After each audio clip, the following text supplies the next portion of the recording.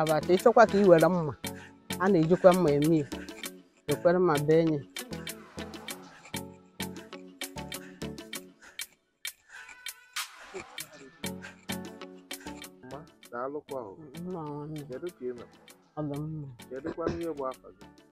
Agnes ọtụ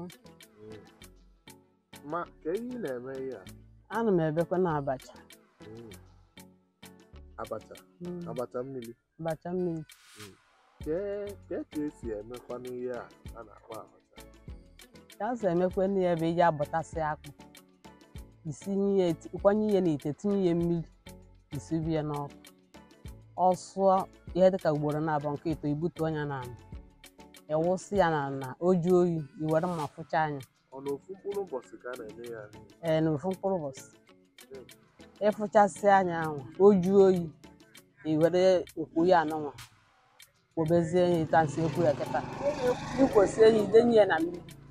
ofu ochi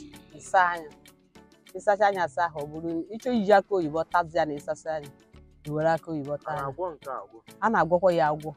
ịchọkwa egwu ya igote ụkpaka gote azụ gote abụba aṅara ịchọ mkpụrụ aṅara itinye sukwo na ya ma onions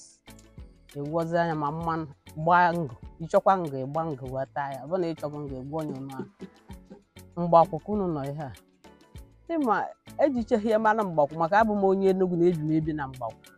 kama na nji omenala ndị ihe Enugu na-eme wee na-emezi na mgbakwu nọ maka na ọ na-ada anyị mma ọ na-enyekwa ihe na-enye starch ọ na-enye starch mana site na ihe niile etinye site ma crayfish ma akwụ nri ya emekwa onyekwe protein